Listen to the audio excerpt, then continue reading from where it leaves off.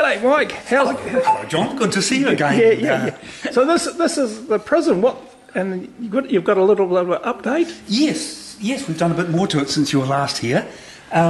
We finished the telegraph poles and the lights, and we've got the wires strung up.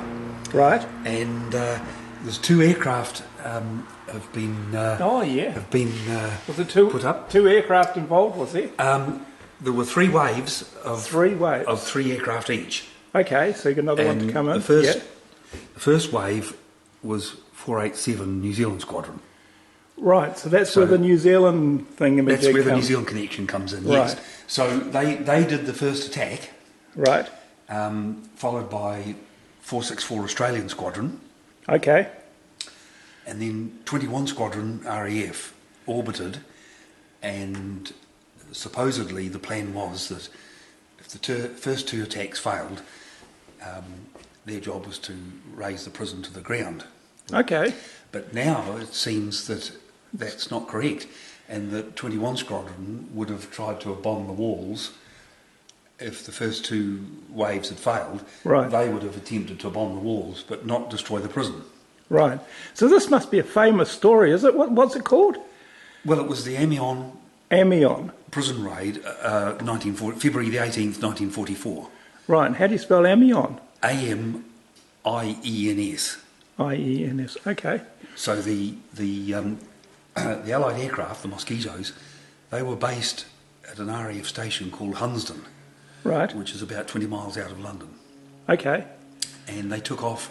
Well, they took off in a snowstorm because the weather had been so bad that the operation had actually been cancelled the previous day.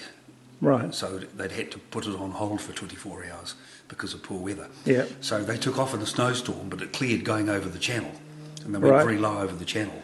They went so low over the channel that the spray from the waves was going onto the windscreens of the canopy of the aircraft. You know? Right.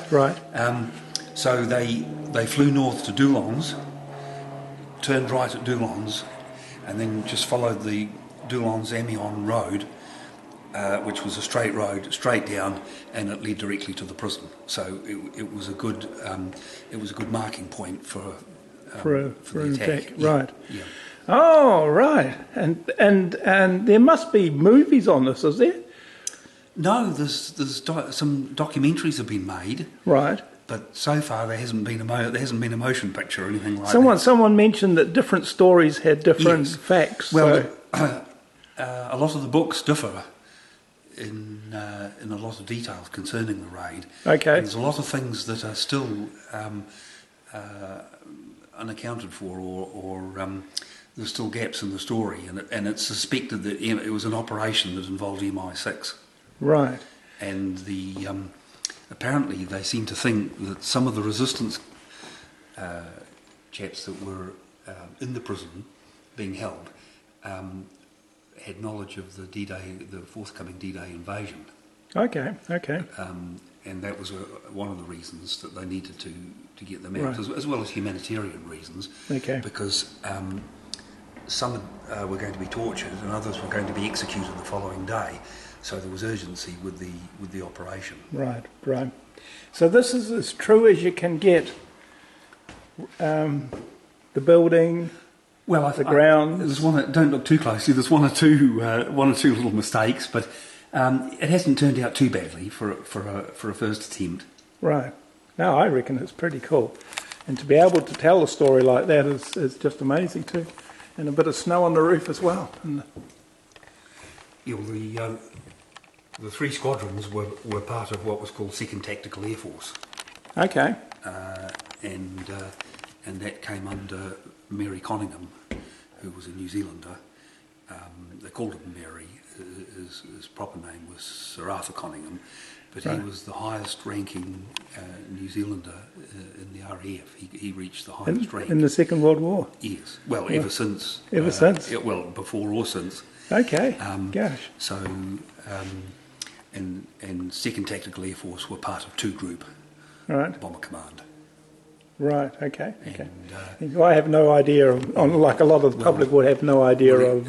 Sir Basil Embry, was asked by Mary Conningham if such a raid was feasible, and Embry said yes.